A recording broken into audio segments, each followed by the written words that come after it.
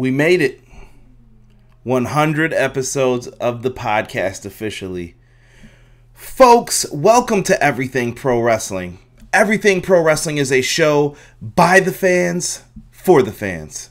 I am your host, Conrad Cushman, and we are back today with an Everything Pro Wrestling Q&A video. This one is all about the fans because without you, I wouldn't have made it to 100 episodes, wouldn't have been able to do it. And I appreciate everybody who is getting on YouTube right now, checking out the video. Really dope. This can also be found on audio forms. You guys can find it on Apple Podcasts, Google, Spotify, wherever you listen to your podcasts on, you'll more than likely find me. We're on iHeartRadio too now. I haven't mentioned that in a while, but you guys can find us on there. Just type in Everything Pro Wrestling. Same thing here with the YouTube channel. If you guys are liking the content on YouTube, do me a favor, hit the like button. It's absolutely free. You guys can give it a V trigger, an elbow drop off the top rope. It doesn't matter. Hit the like button for me. It helps out.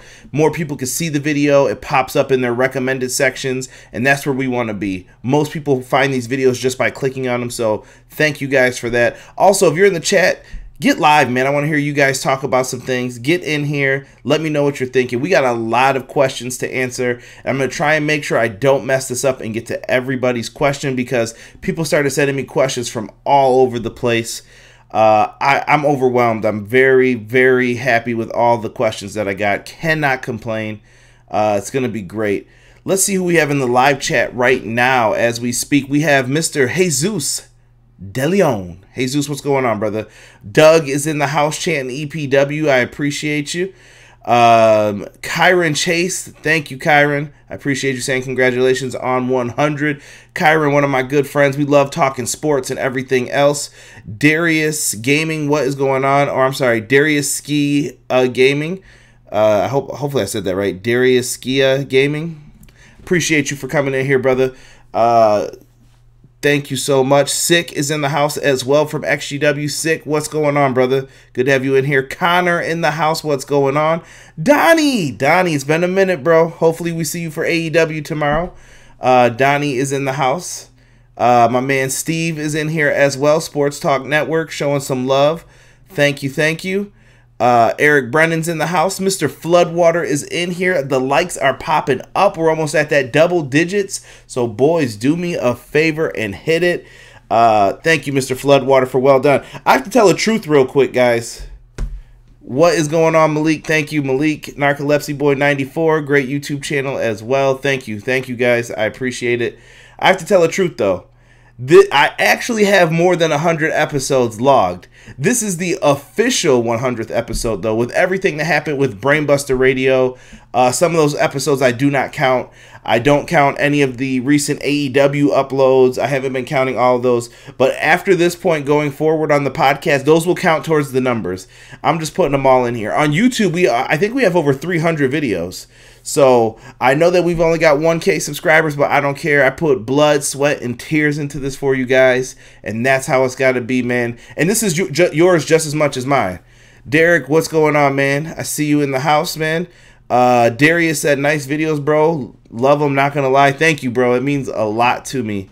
I don't know what to say. Thank you. Thank you so much for that. He should be syndicated. Thanks, Eric. You guys are cracking me up. Let's not waste any more time, though. We're already about 3 minutes and 40-something seconds into the video. We said our thank yous, but let me get one last section of thank yous in. I have to give some big shout-outs to people who are the reason why I'm able to do this. First, I shouted out everybody, the Facebook group, Everything Pro Wrestling Facebook group. We have some tremendous people in there. You guys are all awesome. If you're part of the Facebook group, I'm talking about you. Thank you guys so much. You are so appreciated. XGW family, they gave me a lot of encouragement to do these podcasts, things like this. They gave me a platform when I first started, when few people were watching. They gave me a platform to test things out, try them out, and I appreciate everybody who encourages me, man. Sick, Cactus, Ice, Hawk, Bugs, who designed the original graphic that you guys see on here, Y2K, everybody from XGW. You guys are appreciated, man. So thank you to all the real ones in XGW. B-Boy Skyline in the house. What's going on, Jordan? Prince Rockstar, what is up, bro? What is up? Yes, I gotta thank the Kush woman as well, Doug.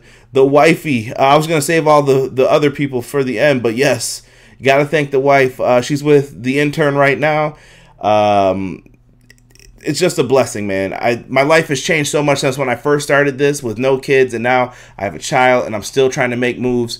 Shout out to all of the people on Twitter. If you're part of the Brainbuster Radio crew, Headlock Talk, Queen, JPQ, Josh, Kevin, shoot, I'm trying to think who, Mags, how could I forget Mags, Paul, Foul, Ringsiders, Kurt, you guys are all the best, man. So thank you guys so much.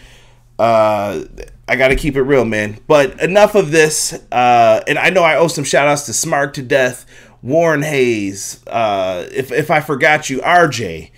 There's so many people that I would love to thank. If you're on wrestling Twitter, I interact with you. Get Your Podcast, the Elite Podcast, the All Elite Podcast, All Elite Pod.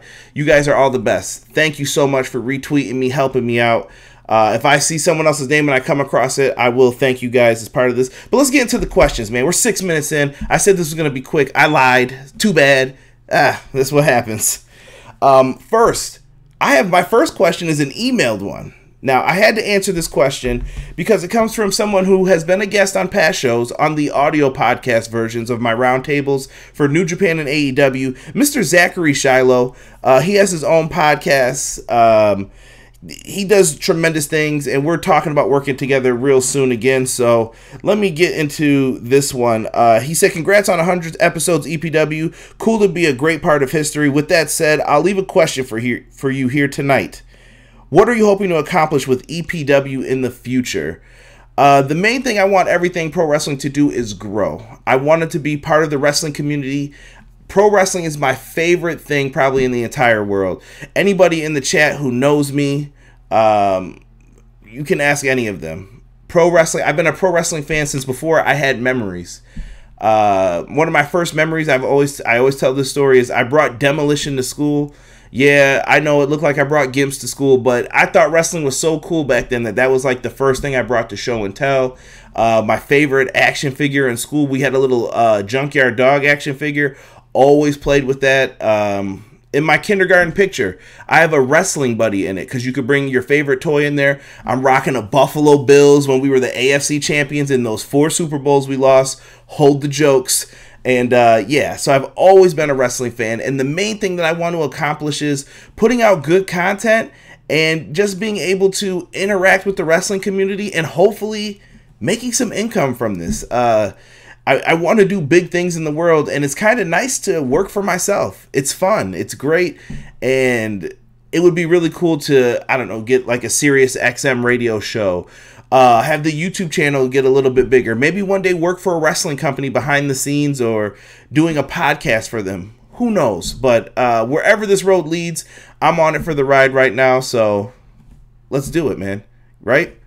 I've got to interview great people like Chris Van Vliet, Marty the Moth Martinez. I've interviewed wrestlers from Impact Wrestling. You can go all over. Check the archives.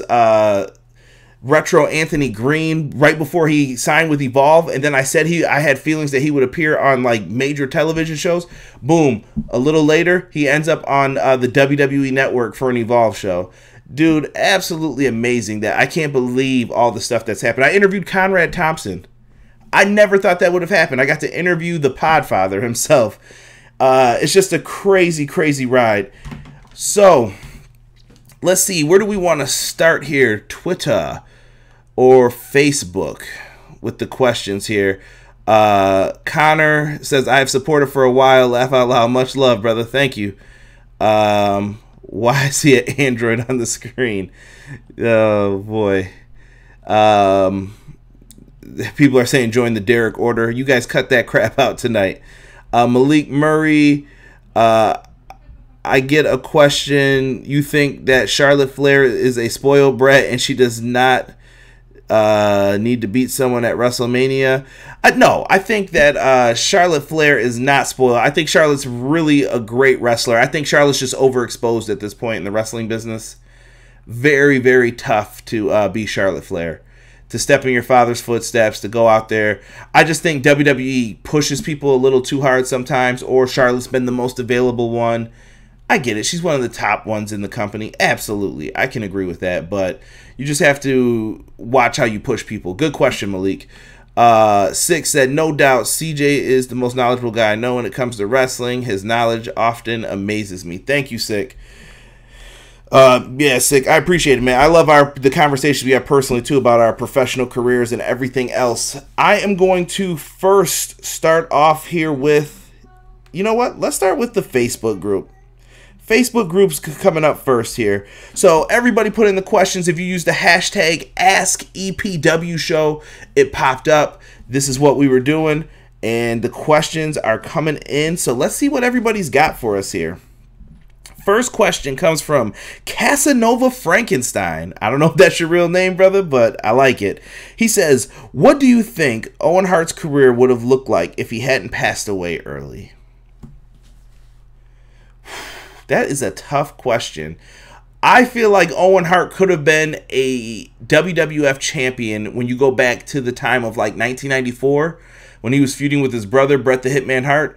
Around that time, Bob Backlund got the title. I feel like you could have gave that title reign to Owen Hart. You could have did it a little bit earlier, let Owen rock with the belt, and then Diesel would have eventually got it anyway, and then Bret could have won it back. So everything could have been right in the world if they would have just did that. But I think it helped that Bob Backlund was the one who got squashed in 8 seconds to Diesel. But towards the end of Owen's career, I felt like him being in tag teams, it was great. Owen in the Nation. Owen Hart was just an accomplished wrestler. Love him. I really wish this dude could be in like the WWE video games or be in the Hall of Fame. I feel like his legacy is kind of forgotten. Same thing with Brian Pillman a little bit. I'm glad his son's wrestling because it brings up his name more and more often, as it should be in my opinion. Owen Hart would have went down as one of the legends. I do think that Owen may have left pretty soon in the industry. I don't think Owen was ever going to win a world title towards the end. I think Owen Hart would have just continued on being like the Blue Blazer, and maybe they would have went back to him being like the King of Hearts one more time or a serious competitor, but he was really good, and I think he would have just ended his career where he was, maybe as a tag wrestler here and there, popping up, getting some great programs, and he would have maybe came back after retirement to do an angle or two. Thank you for that question. Next up, we have a question from Eric Brennan. He said, where do you see the business as a whole in 5 years? And will you ever go to streaming services? I'm sorry, he said, will everything go to streaming services? Things like that, etc. Thank you for the question, Eric. Where do I see the business going in 5 years? As far as professional wrestling, I see growth, but I also see some shrinkage possibly happening. When I say shrinkage, what do I mean? I think the smaller companies are going to get, they're going to run into hard times. I think money is not going to be as, what's the word I'm looking for? Available. And I think that we are going to see some of these smaller companies disappear.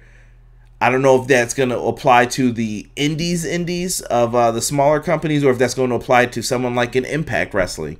We're going to have to see what they do on these television deals, but these guys need to make the moves now, so I respect MLW, Impact, Ring of Honor. These guys are going to have to make changes because I do think WWE, AEW, and New Japan, they're here to stay, so that's the way I see it. And will everything go to streaming services? Yes, I think that cutting the cord is a real problem within this country. I know many people who are in this chat right now have told me that they have cut the cord when it comes to buying cable. Cable to me is a passé thing. I would not have cable if it wasn't for my father. My dad is a huge New York Yankees fan.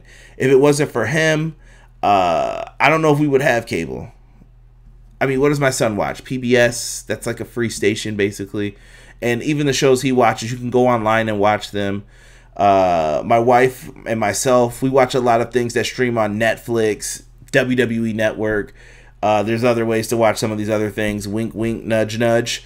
But do you really need cable anymore? Make this stuff affordable so people could watch it. You make it affordable, I watch, you advertise towards me, I have more money, I'll go out and buy it. Everybody's just trying to get your dollar at the end of the day. But I do think streaming services will be the way to go in the future. And I would not be surprised if those big WrestleMania, Money in the Bank, SummerSlam, if those shows wind up on streaming networks or on big cable companies like Fox, ESPN in the future. Let's see here. Hey, what's going on? Ayman Bori, he said he's from Algeria. Algeria is in the house. Good to have you in here, my brother. If you guys enjoyed the video, hit the subscribe button. Like I said, you guys should get a pretty cool pop-up that comes up during all of this as well. Six says he disagrees. He said, I think Owen would have been a WWE champion. He definitely would have won it off of Brett during one of their rivalries had he lived longer. Yeah, but I don't know if he would have stayed, though, because Brett had just left, and he stuck around for a little bit after that, but it was kind of that awkward period, like, oh, I fired the rest of your family, but not you. Like, I don't know what they were going to do with Owen during that time period. Lucrative is what you wanted to say. Thank you, Derek. Six said F Cable. Let's see here. Malik Murray's got a question. Why is Ring of Honor bad now? It was a good... Wait. It was a good company. I don't think Ring of Honor is bad. I think they're in the lulls a little bit. Ring of Honor is trying to figure out what they want to be. Their identity has been taken from them by NXT, AEW. The style of wrestling they had was once unique. It's no longer unique. So what is Ring of Honor now? What makes Ring of Honor different? It was their wrestling for a long time. Hell, I loved them in like 05, 07. They were doing things that none of the other companies were doing. Now it's kind of like, they've been copied. And they lost their identity. And losing the Elite didn't help either. You know? Just depends. Steve from Sports Talk Network, another great YouTube channel, chimes in and says, I like cable of many shows, but I do like watching things like the Hallmark Channel, murder mysteries, and everything else, but I get it. And I'm not saying those things will go away, Steve. They'll probably still be relevant, but they're going to be relevant on a network subscription base eventually. Illegal cable, if you can read that on here. Stop it, Flood. That was the wink, wink, nudge, nudge, sir. Let's see. Six said Vince would have made Owen a bigger star in the company to spite Brett. You know how he do. I think Shawn had too much power. They were rolling with Austin, The Rock. I felt like the avalanche was already rolling on Owen Sick, in my opinion. But we got a lot of questions, so let me get back to this. Let me roll through this here. Next one comes from Doug. He says, how much fish could Bobby Fish fry if Bobby Fish could fry fish? That is a good question, my good man. Doug, I feel that Bobby Fish would be able to fry as many fish as he could. So we're going to say 5. I think Bobby Fish could fry 5 fish if he could fry fish. That was tough to say. BJ in the house. BJ from Run the Ropes. Thank you for your support to the show, my brother. BJ says, will AEW still be compared to NXT in 5 years?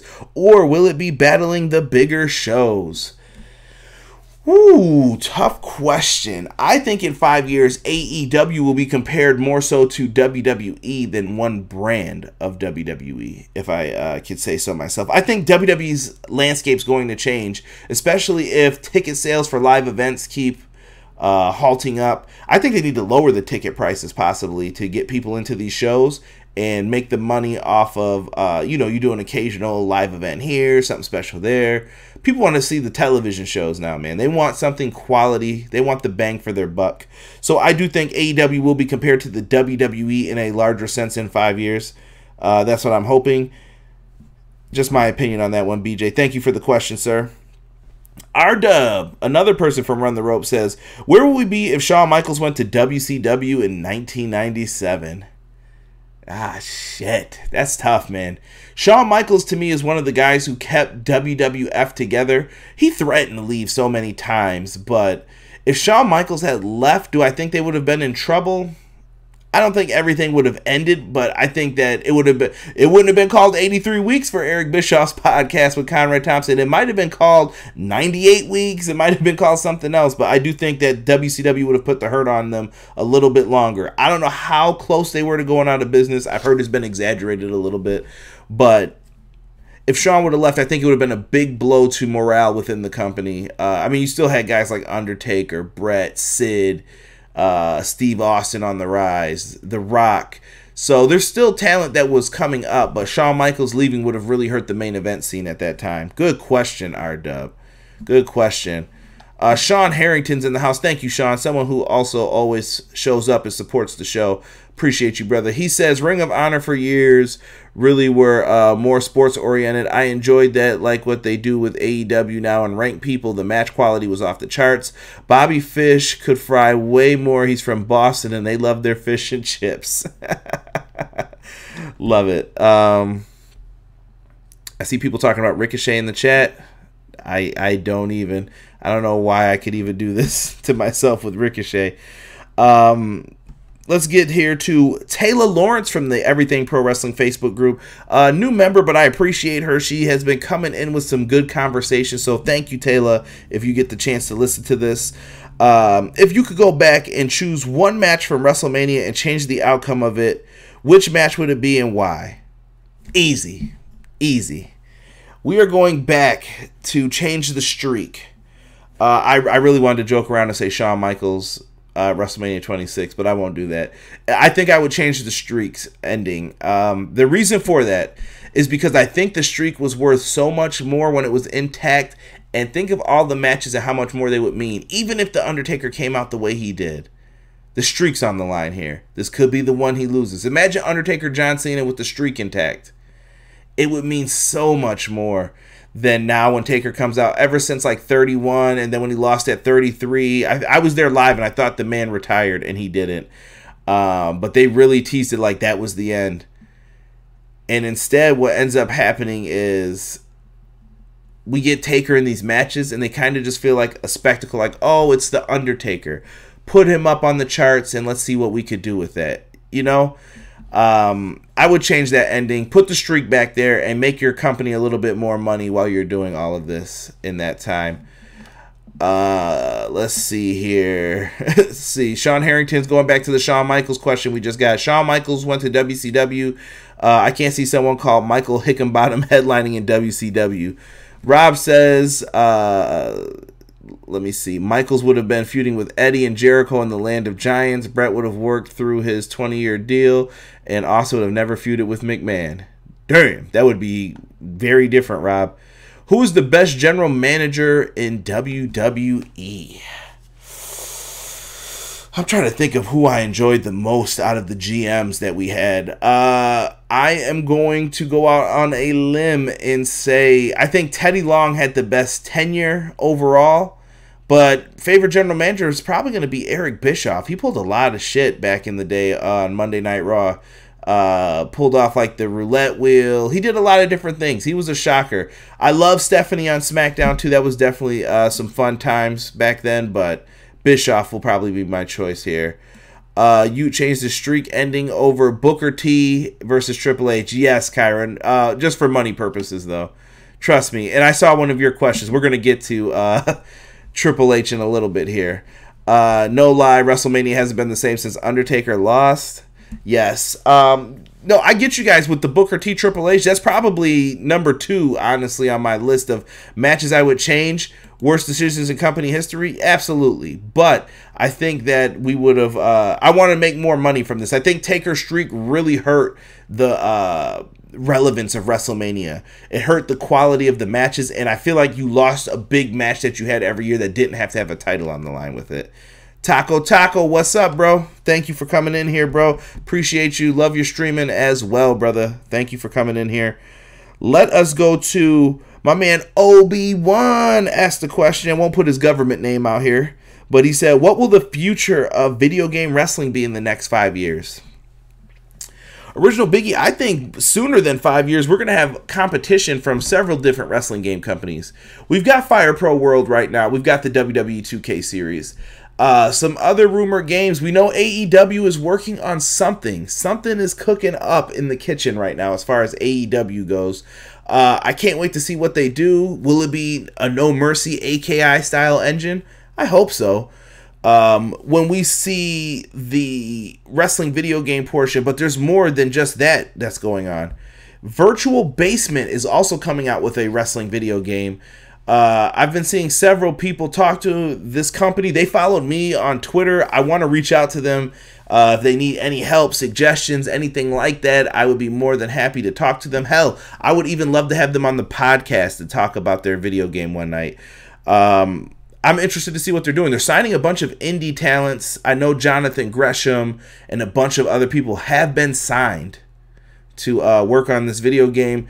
I think Lance Archer was another one. I'm trying to think. There were some names from like NWA. They're all over the place. If you go to Virtual Basement, I believe is their Twitter handle, and they're working on a video game, indie style. I saw some of the models in a recent video by Viking Size Gamer. Shout out to him as well. Looks good. Looks really good, and I'm interested to see what they can do here. R-Dub comes back with another question. He said, who is the greatest Intercontinental Champion? Tough. The greatest Intercontinental Champion, I feel personally, Shawn Michaels, but if I had to pick who's the greatest, I'm going to probably go out and say Chris Jericho.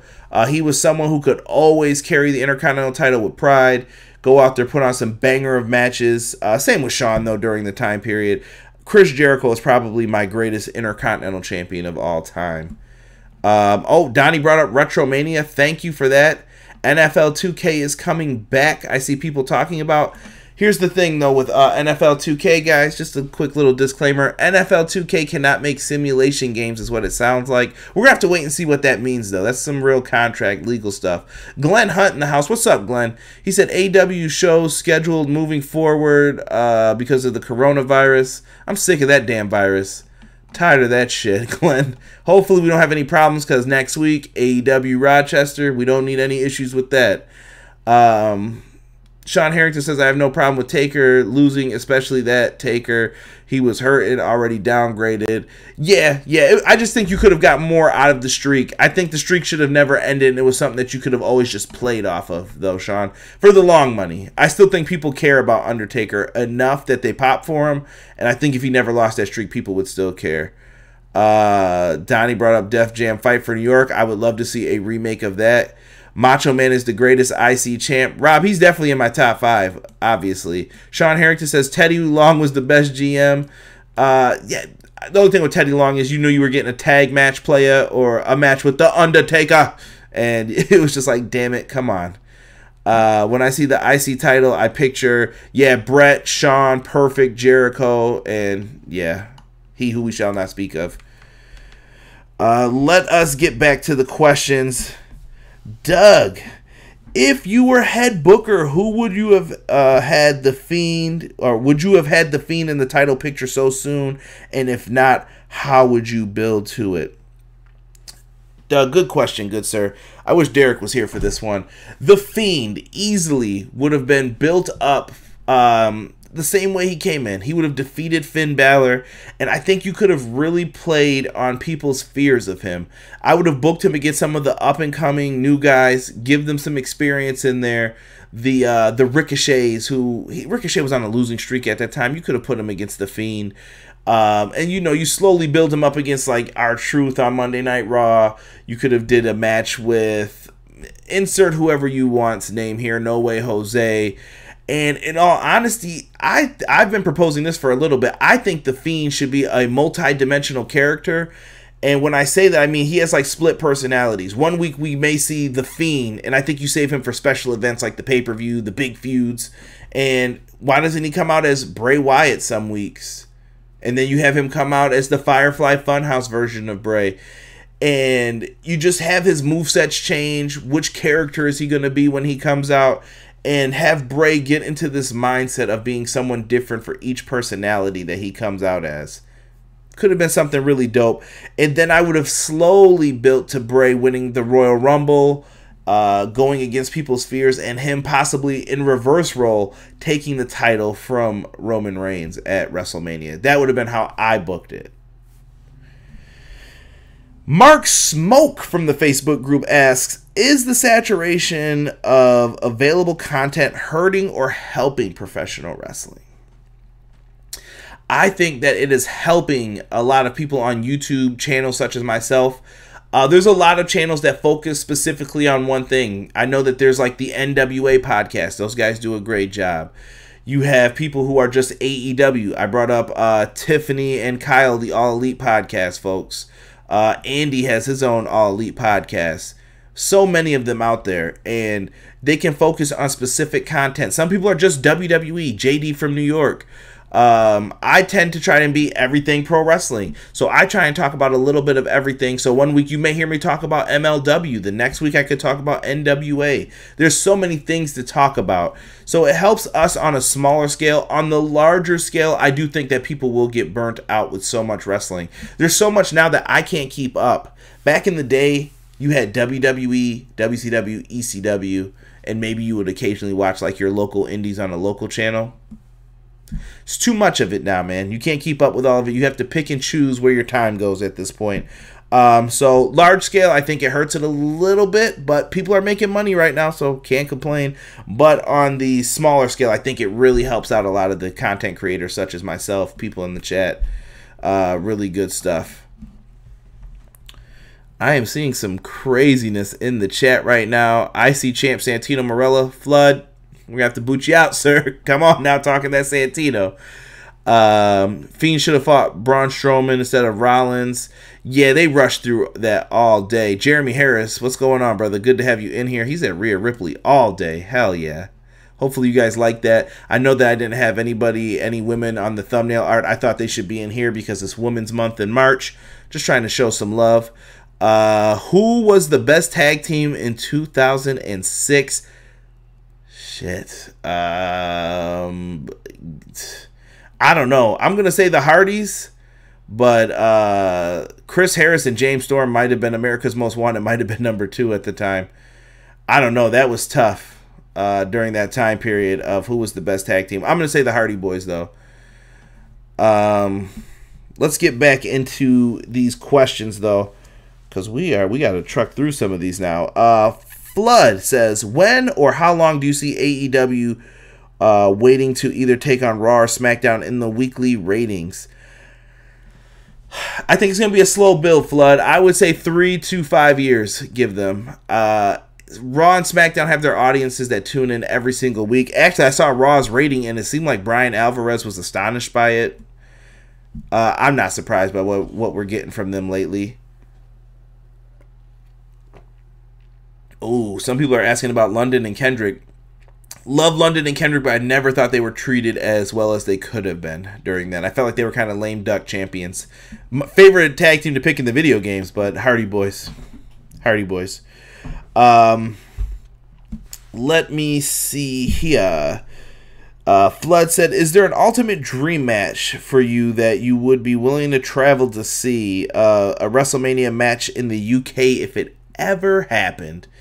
So when you asked me this question, Flood, it led me to doing a lot of thinking. Is there a match that I would go all the way over to the UK to see? Number one, I've never been to the UK, so I would look for any excuse to go over there.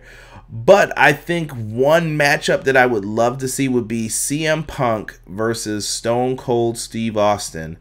I don't know why that matchup just reminds me of so many great things. If you guys have ever played WWE All-Stars, they had like they did these video hype packages for each of the matches, and CM Punk versus Stone Cold always had this magic when they faced off for any of the video game stuff. And I really think you could have done that match at the height of Punk's career. So I'm just going to throw that one out there. If CM Punk wanted to come back for that one, that would be easily a match that I would love to go and see. Let me get to Doug once again. Oh, Doug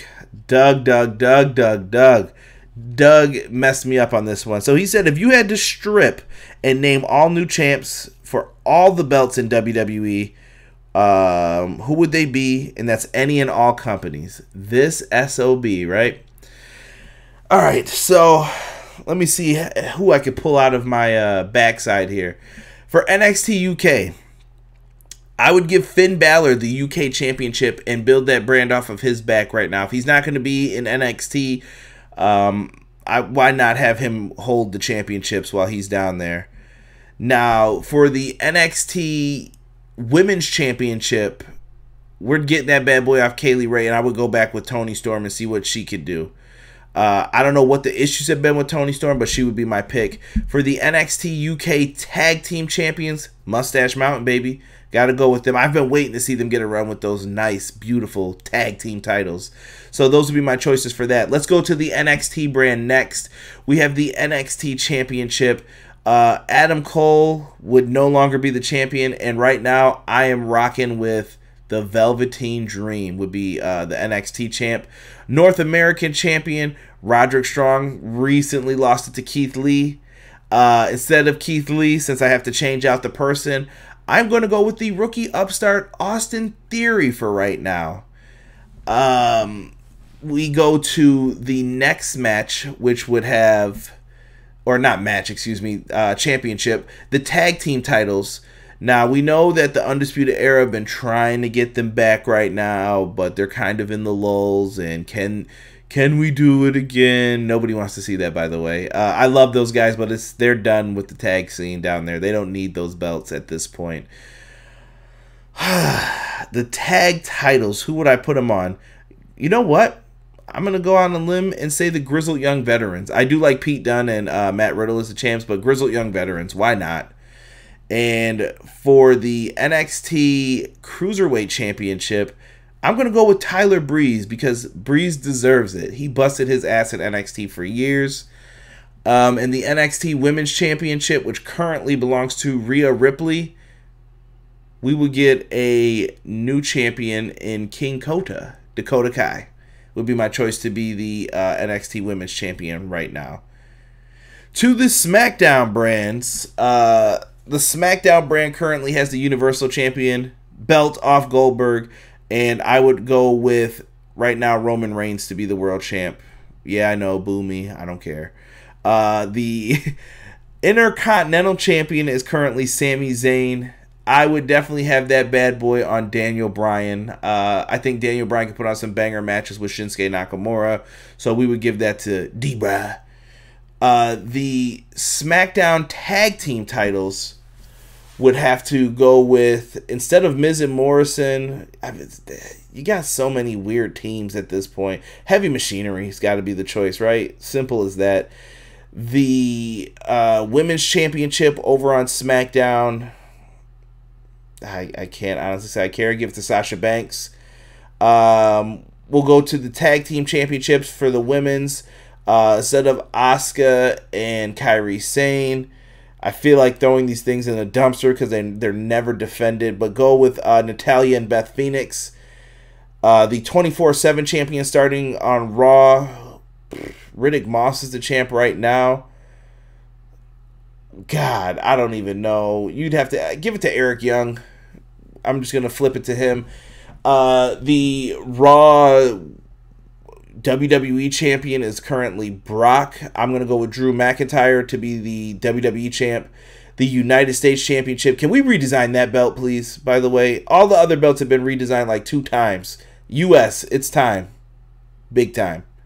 Gotta happen. We got Andrade with the belt right now. Give it to Cedric Alexander. Let's mix it up. The Tag Team Championships, Street Profits currently have them. I would say flip that out and give it to the Undisputed Era. Let them do something with those titles. Bobby Fish and Kyle O'Reilly.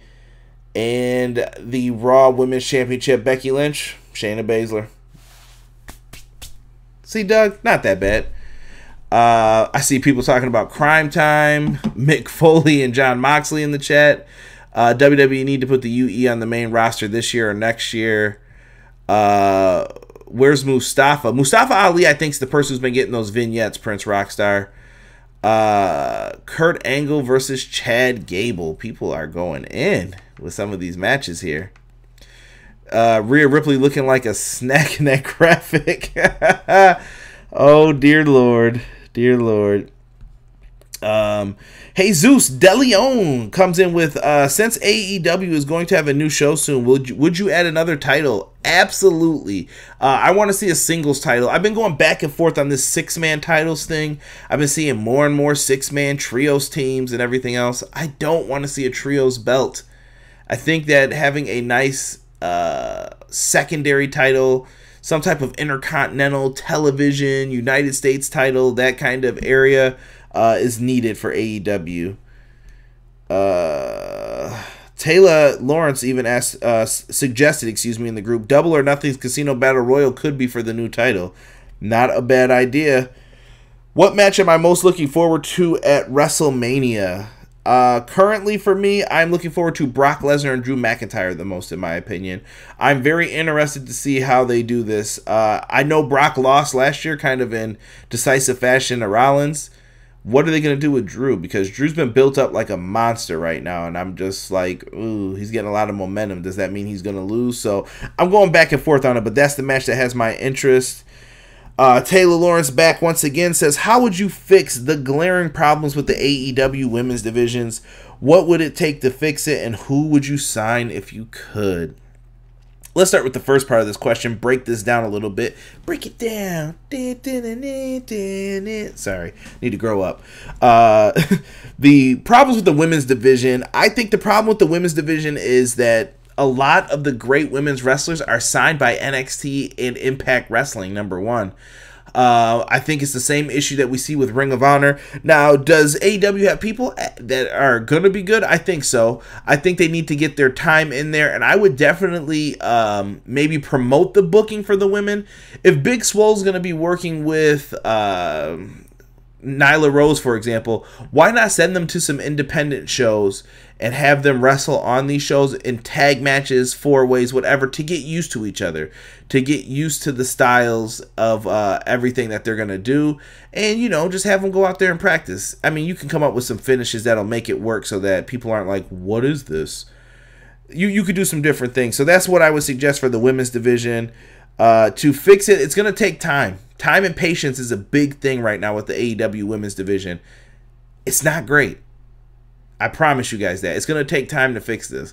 This isn't going to be like a quick 2 to 3 month fix. This is going to take 6 months to a year. Let's give it some time and see what the women's division can do eventually. And who would I sign if I could to this women's division?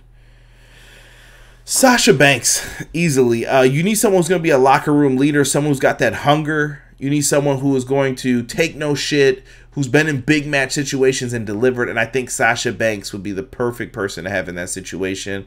My next pick for that would be Stardom's Arisa.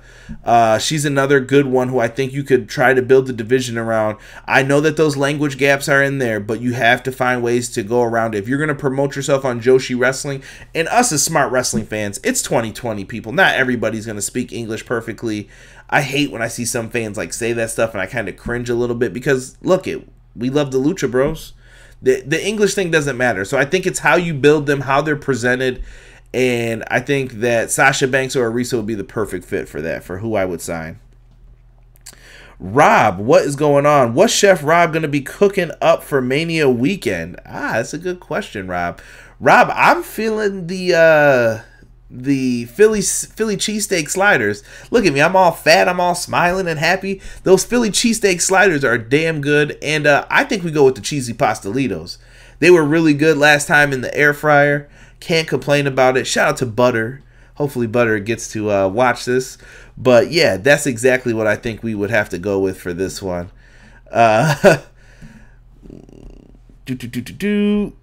Next. Rob says, who has the bigger upside as a future main eventer in their respective companies? And he lists the following: Darby Allin, Keith Lee, Marty Scurll, Kota Ibushi, Willie Mack, or Ricky Starks. I definitely see all these guys becoming a world champion eventually. Biggest upside. So to me, Willie Mack being an Impact is going to be tough. Ricky Starks in NWA, I thought he was going places, and then he lost that television title pretty quickly to the Outlandish one. Marty Scurll, I feel like, is the boss, so he's going to have to kind of temper with what he's doing right now in Ring of Honor. Keith Lee and Darby Allin were my final two, like who it came down to, Rob.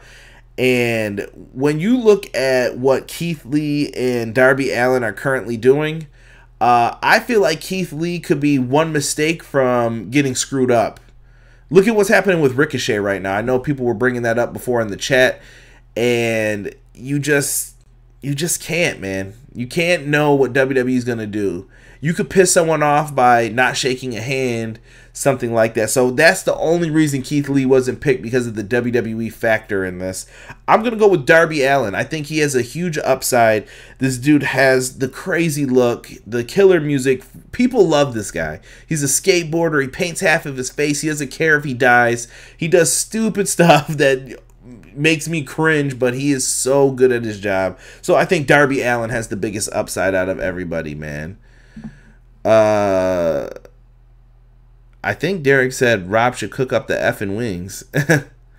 Butter is our boy and a damn good. Butter is a chef, actually, in real life sake. Butter is the shit. We'll have to definitely talk about this. Rob said Jamie Hayter. We could always use a little bit of Jamie Hayter in our life. Love her in Stardom. If you guys haven't, definitely check her out.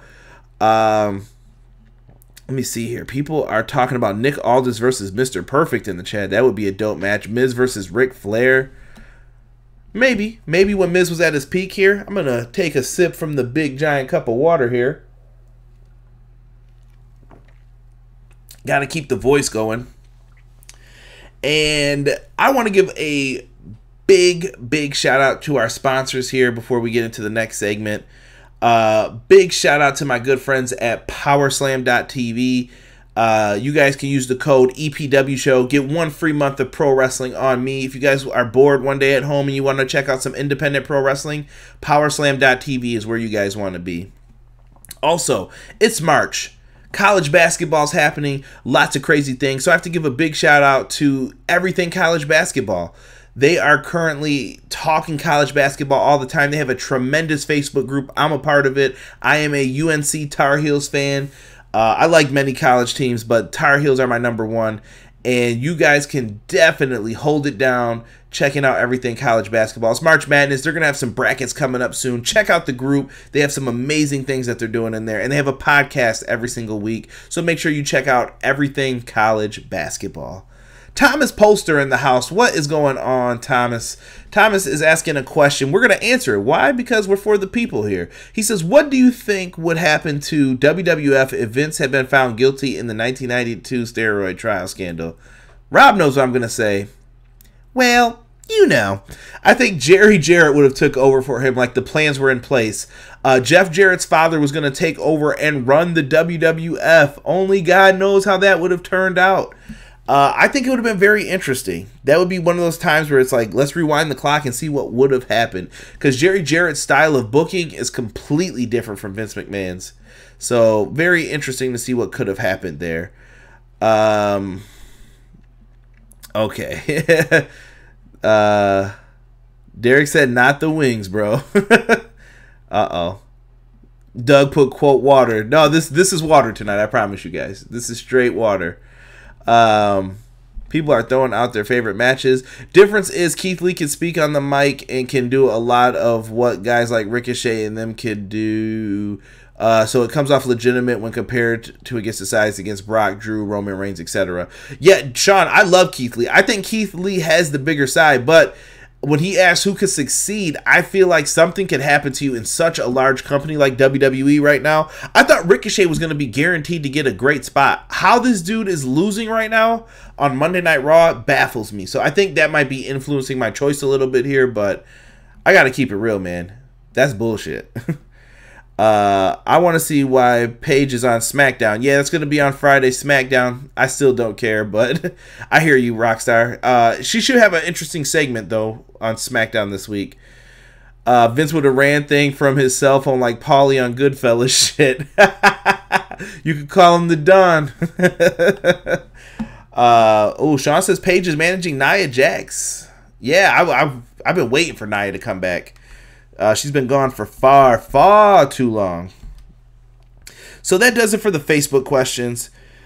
Gotta show some love, man. Like I said, to everybody, if you're in the PWF group on Twitter, any of those groups, I appreciate you. If you ever entered any of my contests, Fight TV, any of that stuff, man, thank you guys so much. People have helped me with graphics. Shout out to Sal Rex, Rob, Pro Wrestling Artistry. And I have to show love to people who've shown up on the show. Aaron, Gerald, Cactus in the past.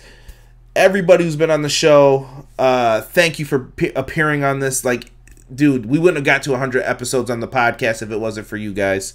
So, big thank you. Tiff sent me a congrats on 100.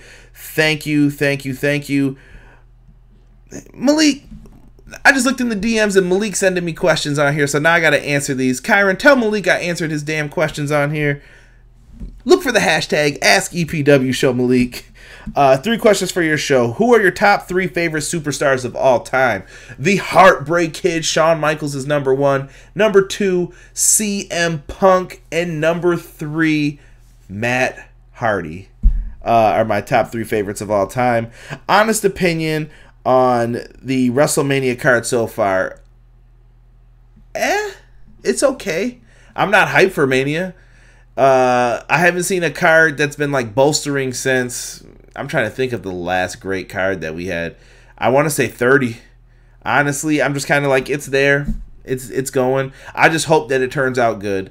You know, it's kind of like making a pie or a cake right now, and people are running through the house, and you're like, I hope this doesn't fall, but at the same time, if it does, wouldn't be surprised. Let me see here. And then he said, do you feel like the fans are hard on wrestling in this era as far as product, character, storylines, and matches? Wrestling has obviously changed so much throughout the years, but I feel like when we were growing up, 90s, early 2000s, we weren't hypocritical of wrestling as much. Thoughts? I think that is a false statement, Malik. Many people were critical of pro wrestling. You just didn't see it as often. They were on forums, internet boards. These people were always around. You just didn't have to interact with them. And now that there's the internet, everything else, you're getting so many different opinions that it's tough to say. I think wrestling fans are fickle. I'll admit it. Look at how quickly people love Becky Lynch and now they hate Becky Lynch. They're sick of Becky Lynch. Same thing with Rollins. Same thing with many of them. And there's reasons sometimes for it, yes. But at the same token, people don't have a guy anymore and they just stick with him. They're always thinking of what's next. They're too busy trying to book things instead of seeing, well, why are they doing this? Okay, that makes sense. And some of the stuff that they do doesn't make sense. So I'm not mad at the fans for rebelling at some points, but at other points I'm like, well, hold on, guys. Give it a second before you're ready to crap all over this. So it really just depends on what they're doing. I'm trying to think if I forgot anybody else to give a shout out to, man, because there are so many good people. The Broadcast, showing them some love. The Smack Raw podcast, the Slop Drop, the Closed Fist, another local Buffalo podcast. Yes, SCW Bottom Line Wrestling Cast. The Daily Smark, thank you. They feature a lot of my stuff. If you guys haven't downloaded his app on the iPhone, Daily Smark brings you a lot of good things. Collar and Elbow, another great podcast. The Beard, my man Chris, Black Baymax on Twitter, one of the best like graphic designers if you guys need backgrounds and stuff. The Shining Wizards podcast, WrestleSode, Gimmick Minute, Wednesday Night Wallop, Okayfabe from Fight TV, Pod of Honor, PWR, Solid Monster, whoever. Thank you guys so much, man. If I forgot anybody, I apologize. Matt Lopez, I know that he's someone who's very supportive, always sends me the latest Ring of Honor news. So for that, Matt, I thank you, good sir. And you know what I just did? Oh, is this it? Here we go. Let's get with the Twitter questions real quick, guys. I know a lot of people are in here and they may have to pop off. I have a question. The Bella Twins in the Hall of Fame, what the F? Yeah, they got to be in there, man. They went through a lot with them. They were in the stopwatch era. The Hall of Fame's a figment of Vince's mind, man. You know, that's just what it is. Let's start with the Mountie. Shout out to Mountie's Corner. He's usually chilling with me, Malik, Kyron, Steve. Mountie asks, do you think WrestleMania could be canceled this year due to the coronavirus? Mountie, I'm going to answer this with something I read. Vince McMahon did not cancel a B pay-per-view when someone passed away in his ring. He damn sure ain't canceling because of some virus. They had the terrorist freaking warnings, and he didn't cancel the show either. I think Vince is going on with the show. I don't see them canceling it because of the coronavirus. Solution, my man BJ, he says, after losing to Goldberg at Super Showdown, can The Fiend get his invincible aura back? He could, but it's going to have to take very careful booking, which I don't trust. And I think that you have to make him seem invincible afterwards. Maybe make it so that The Fiend doesn't care about titles. You have to make him a character. So, could he get it back? Yes. Do I think he will? No. Matt from Illustrious MG40 on Twitter asks, has Vince truly given up on Braun Strowman? I don't think he's given up on him, but I think he wants to see something out of him. What it is, I don't know. There's definitely something personal going on between all of them. I don't know what he wants from him, but dude, what are you going to do about that? Like, Braun Strowman has to deliver whatever Vince wants, and Vince is not seeing something line up. I've heard rumors of things just have went wrong backstage for him, or he's done something silly when he's about to get a push. I don't know. I think that he hasn't given up, but Braun has to show him something for a long time, like a long period. Justin Leeper, if you guys have not checked out his YouTube content, he is one of the video game designers on SmackDown vs. Raw, Road to WrestleMania from 2009 till 2011. He's got a great series right now on YouTube. He's playing through everything, so make sure you check him out. He asked, what current WWE superstars deserve the freedom to craft their own promos without the creative team writing their scripts? When it came to that, I thought of several people who could probably do their own promos, and I think it's people who come from the outside. Daniel Bryan is someone on the roster who I think could easily do that. Drew McIntyre is another one who I don't want to see him have any scripts ever. As far as Adam Cole, I don't think he needs any scripts. I think he can cut promos on his own just fine. The Velveteen Dream, he doesn't need anybody writing his stuff for him. Keith Lee, anybody who came from the independents, I think is fine. I think nobody should be doing that, honestly, as far as it when it comes to it. See how good the people are, let them do it. Promo is a craft in pro wrestling, so those are the people who I would pick, just to name a few. Justin, thank you for the question, good sir. Turn and Heel Podcast asks, what do you think Aleister Black plays into this feud with Styles and Taker? I've said it before, and I will say it once again, my friend. When it comes down to this Undertaker AJ Styles feud, I really feel like you have to have AJ and the OC on one side, Aleister Black and Undertaker on the other side. Have this match happen. Whatever is the finish, it doesn't matter. And I think this leads to a big match at Survivor Series with Aleister Black versus The Undertaker, in what I would want it to be a retirement match for Undertaker. And you could have Aleister Black win. Undertaker would have been wrestling at Survivor Series for 30 years at that point. He debuted in 1990. Think about that. That's a long time. Where else would you want to go out rather than at Survivor Series? To me, it seems like a layup to do that. Let us get into what people ask. XGW at XGW Fed on Twitter asks, what do you want from the AEW video game, and when can we expect some news? Don't know about news, good sir, but what you can expect from the AEW, what do I want from the AEW video game? I think I want something that's easy to pick up and play, fun, and something that just doesn't feel like repetitive garbage every year. I really want a game that is going to be built out for several years. So I want something to where we start off with maybe who's on the roster now. We get several updates throughout the year, get some cool DLC, some new attire, stuff we can edit, and then we get one of like the craziest like DLC packs with moves things that could be interchanged the face, like interfaces, the backgrounds, and everything else with it. I don't know, but I just want a game that's going to be, how do I want to say this, taken care of years after like its release. Like, I want something that's going to be taken care of until the next release happens. I don't want to feel like, oh, your 3 months are up. You got your 3 DLCs, goodbye, and you're never going to hear from us again until we're ready to give you news on the next game. That's how I feel with the yearly titles at this point.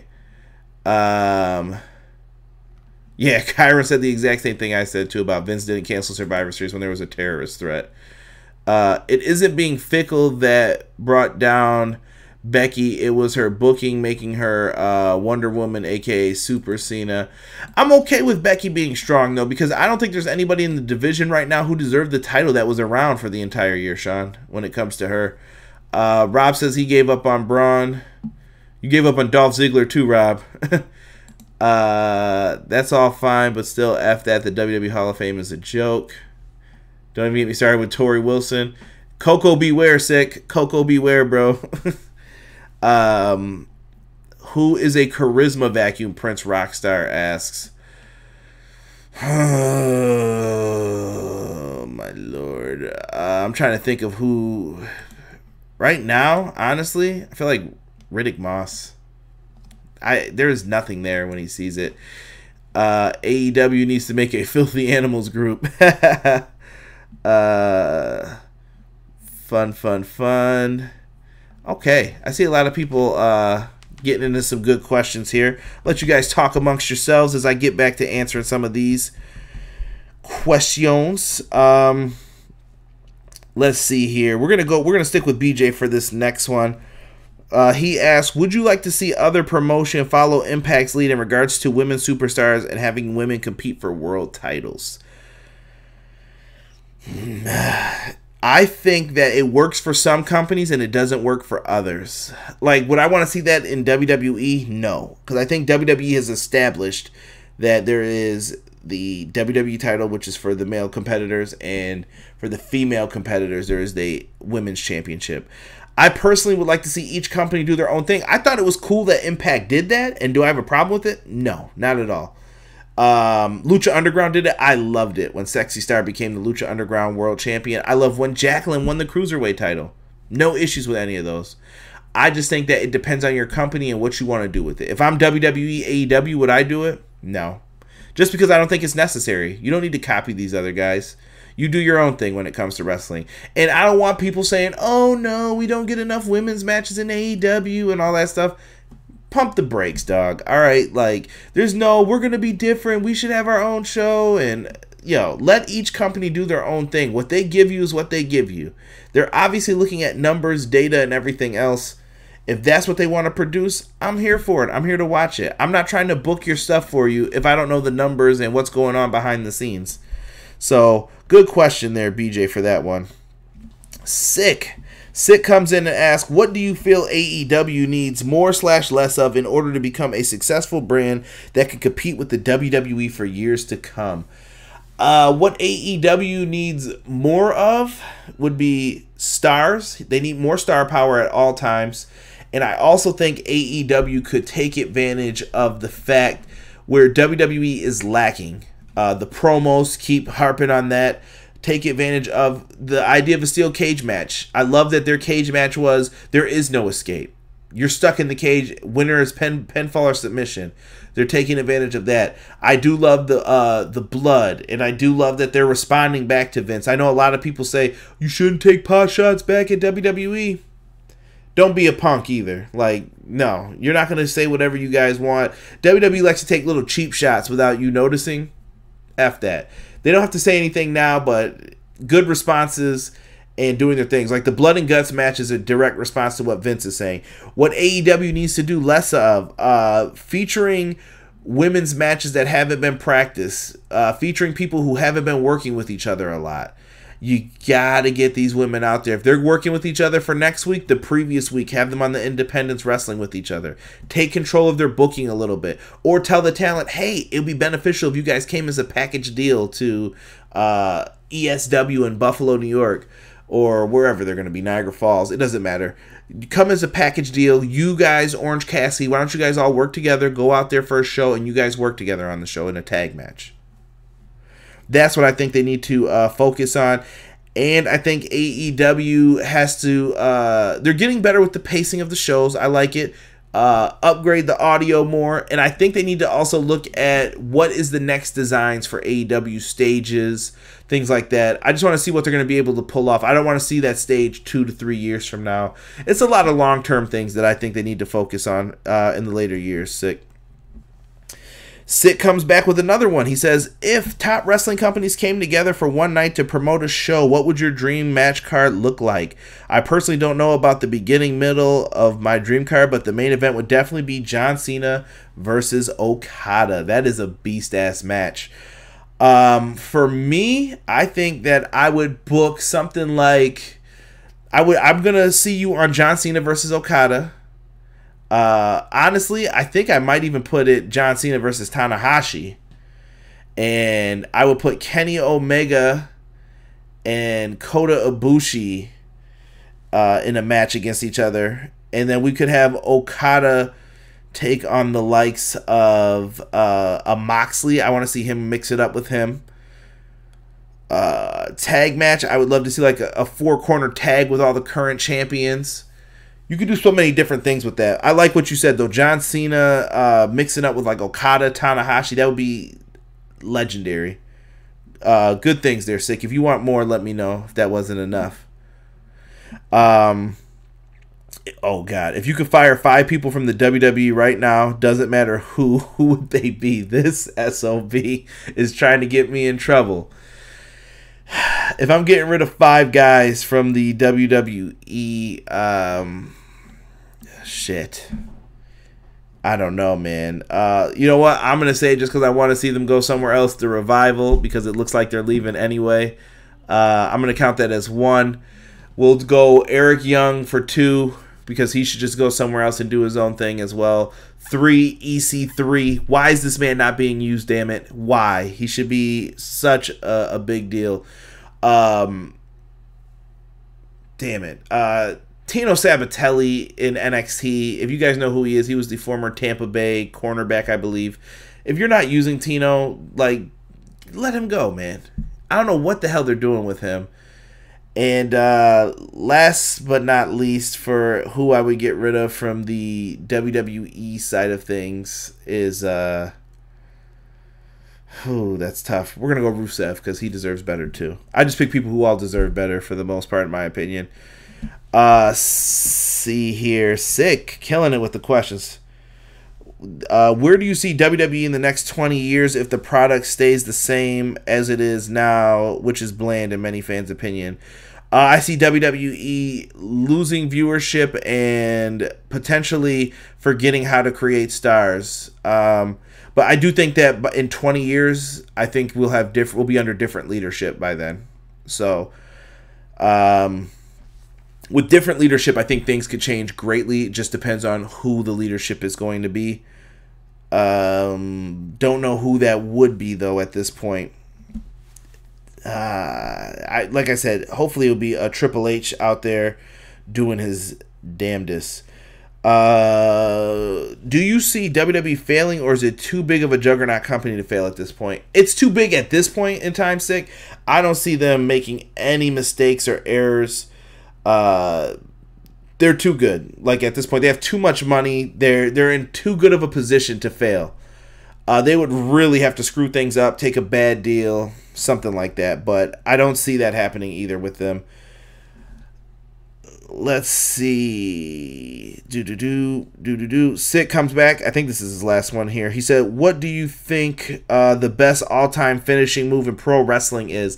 I think it is the super kick. Shawn Michaels' Sweet Chin Music, absolutely loved it because it could come from out of nowhere, whether it's him doing the stomp on the ground, hitting it, and then you get you get the crowd amped up for it. It could be from Shelton Benjamin springboarding off the top rope, eating a super kick. It could be from so many different things. That's why the super kick is such a great move. It could happen just like that. RKO and Diamond Cutter were up there for that too, but Shawn Michaels is my favorite of all time, so we're going to go with the Heartbreak Kid, Shawn Michaels. Kevin Dunn fired. I could see that happening in 20 years. Sean Harrington said John Cena versus Tanahashi would be better. I think that would be the match that I would want to see. They're just like the aces of the company, you know. They've been around for so long. Malik just said he'd love to see Bianca Belair versus Sasha Banks. That would be a really dope match, in my opinion, good sir. Cannot be mad at that. Connor is in the house. He wants to know, what do you think the main roster WWE... Oh, wait, excuse me. Do you think that the main roster in WWE should stop scripted promos and let the wrestlers who are on the mic make things up on the fly? Yes, I think it's sink or swim time for a lot of these wrestlers. They have to just see what they can do, man. Let people come up with stuff on the fly. If it's bad, it's bad. And if it's good, it's good. You'll learn slowly who to give the mic to and who not to. Give these guys time to get better, man. The only way you learn is if you go out there. Trial by fire, man. SCW Wrestling Channel Steve asks, what are your thoughts on Impact Wrestling in 2020? Are you enjoying the current direction of the company? Congrats on 100 episodes. Thank you, Steve. Impact Wrestling, they're in a weird position right now. I know they just signed with another company to try and get better like television deals and everything else, it seems like. But they're with a television company, Anthem.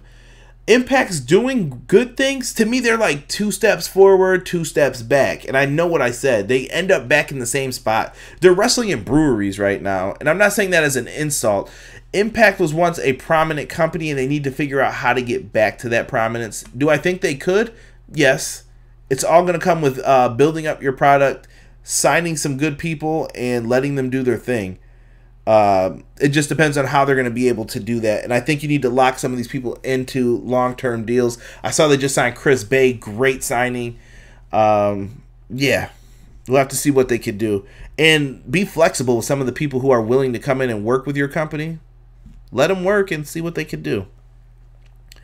Get Your Podcast asks, do you think WWE should start trending towards pushing lesser known talent rather than having legends get matches during WrestleMania season? I think they need to push talent to create superstars. You need to decide who's your main event, who are your mid-carders. And that doesn't mean to forget about the mid-carders too, because they could be your future stars one day. Put those younger guys in there and let them mix it up with each other. Let the Intercontinental and U.S. title be workhorse belts. Let the young guys go out there, do their flips and everything else. Let the main event picture be what it's going to be with Rollins, Reigns, The Fiend, whoever else you want to add in there. You have to know what you want to do. And right now I just feel like they're like, well, we know Brock's the guy. Dun, dun, dun, dun, dun, dun, dun. Like, what the hell? There's no planning involved in any of this. Yeah, I think they need to focus on building new stars, in my opinion. Just terrible. I see people talk about fire Kevin Dunn, Bruce Pritchard, and Johnny Ace, Michael Cole, and any other yes men. You got nice arms there, Vince. Ooh, Jeremy Harris said the RKO is the best finisher of all time. Okay. I don't know if I would fire all those guys either, Sean. I think some of them have something of value to offer, but it's just, what is it? You'd have to be behind the scenes with them and dig a little bit deeper into them, because I think Bruce has good ideas for some things, and other things you're just like, oh, you're way off, bro, on that. But who doesn't? I mean, it's all creative mind stuff. Hindsight's 2020 with a lot of bad decisions too. Steve, my man Steve asks, what are your thoughts on the idea that WWE may sell pay-per-view rights to networks that are shown, to have them shown there over just simply to be on their own network like now? The WWE network is in a good state. $10 is still a steal for what they offer you on the network, in my opinion. But them going to networks will be different. I think you do want to build your brand up to be like the Super Bowl, to where you want your commercials on WrestleMania. This may save us from those 7-hour manias, though. Please. So why don't you have WrestleMania be 4 hours? You get a bunch of different wrestling matches, and I think you could honestly make more money from it. So from a business aspect, yes, I like it. From a fan aspect, no, because you can't really offer fans the network for $10, all the pay-per-views, and now you're taking something away? Doesn't hold the same value, you know? So business move, yes. Fan move, no. Mags, my good friend Mags asks, where would you like to be by episode 200? Mags, I just want to be in a better place with good health, clear mind, and very thankful for all of you guys still. Hopefully with more people in the chat, more people subscribing to the channel, it would mean a great deal. So that's where I'd like to be by episode 200. Matt Lopez asks, do you think Ring of Honor will air live weekly TV before 2020 is over? No. I think they're going to still stick with this taped broadcast style that they've been doing. Hopefully it's a little bit shorter of a time period, but I just don't see them going live yet. I don't know why. I think it's too tough with how the syndication works in all the different areas. And who do you think will take the championship off Moxley? I don't know. I feel like it's going to be Kenny Omega or Hangman Page, depending on what happens with that storyline. Those are the two guys who I can see doing it right now. So I'm going to go on a limb and say Kenny Omega because of the match they had previously. I think he's going to want to avenge that. Kyron Chase, what are your top 10 favorite Triple H matches, moments? Kyron, why do you do this to me, brother? My top favorite Triple H matches or moments. Trying to figure out how I would want to think of this. I'm going to go for number 10, Triple H, when he was Hunter Hearst Helmsley versus Rocky Maivia for the Intercontinental Championship. Always enjoyed those matches when they put those on. I thought that was a fun feud before they even got feuded into the big leagues. Next up, I'm going to say at number 9, Triple H and Katie Vick scene. So many people probably hated that, and I know I am a sick man for this. But I laughed so hard at the scene where Triple H was in the casket holding the spaghetti saying, "I screwed your brains out." It was so stupid. It was funny. I was just like, what is this, dude? And I can't believe in the stories afterwards you find out that they actually shot that at a church. So stupid. I enjoyed number 8, Triple H getting the opportunity to like run Monday Night Raw with Stephanie back in 2000, I believe it was, when they first got together after Armageddon. I thought they did a really good job as a power couple, running things and doing all that stuff. Really good.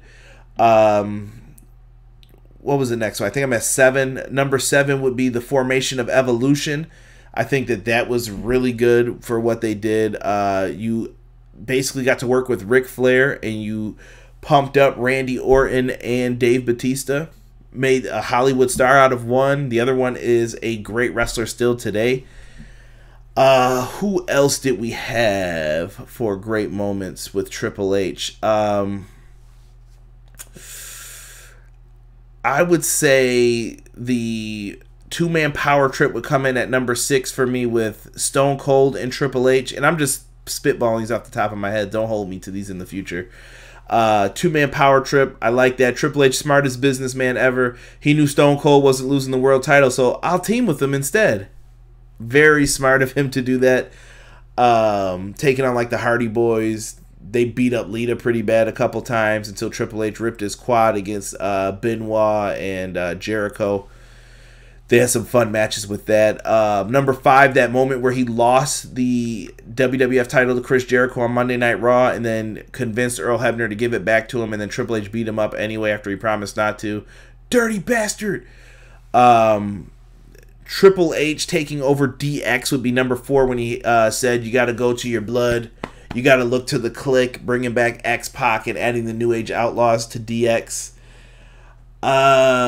Number 3 would be his match with Mick Foley at the Royal Rumble.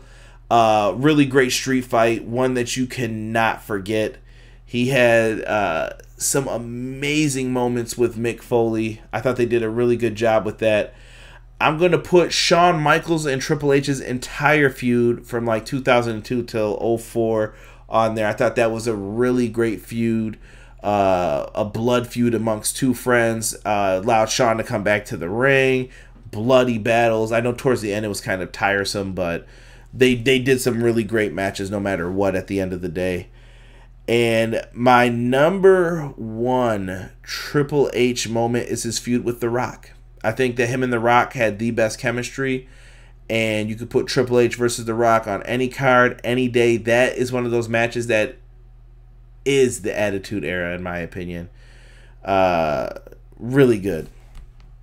So those will be the moments that I will give up for Triple H. Kyron, don't ask me that question again. And we are to the final question, which comes from Noob and Company 1991. What are some big time matches you are looking forward to post WrestleMania 36 season? And congratulations on 100 episode. Thank you, Noob. Big time storylines looking forward to after Mania. I'll be damned if I had any right now, bro. I would like to see what they do with the Johnny Gargano-Tommaso Ciampa feud. I'm very interested in that in NXT. I want to see what happens with the Undisputed Era after WrestleMania, kind of seeing where they go from there. And I would be most interested in a draft because I think that the rosters are not working for me anymore. Need a little bit of a change up or something. So let's see what they do. If they keep the draft, get rid of it. But those would be some of my favorites here. See if anybody tried to sneak in a last second question. We do not have any more on there for that. This show was all about you guys though, man. I always say it's by the fans for the fans. That is no gimmick. That is no joke. I truly do mean that. And big shout out to Rob, Derek, Donnie, Brandon. I know these guys appear on the show quite often in the background. Dio, what is good, my brother? Elijah, what is happening? Good to have you guys in here, man. Yeah, dude, I appreciate you guys, man. Like Dio, I love interacting with Dio on Twitter. Elijah Washington is always in here. This brother is appreciated. And that's what I want you guys to take from everything pro wrestling. I don't ask you for super chats all the time. If you ever gave a super chat, I do have a cool feature that'll pop up for it. I'm not asking you for super chats. And if you do give me super chats, at the point where I am with this whole YouTube thing, it's only getting invested back into equipment, trying to figure out ways to maybe do telephone calls in the future. We're going to figure out something to keep the show interactive, getting fans' point of view. That's what this is all about. I want to hear from you guys, the people who actually have opinions, things to say about it. I know sometimes people may hear it and say, oh, this dude's talking crazy on here about who he would fire from WWE. It's what the fans want to talk about. That's what it is. And I'm not saying it, but it's what it is. Jesus, don't you ever talk bad about my Buffalo Bills. Kiss my ass, sir. Kiss my ass. Donnie's singing Hard Times. Yeah, we just had so many great moments, man, with 100 episodes in. Love it. Rob said, how come we never got an ECW game with the AKI engine? Timing, license agreement. I think it was timing, Rob, because AKI was on the way out, and they were developing a Backlash game, I think, by the time the ECW one was coming out, the last one. So it was just bad timing, in my opinion.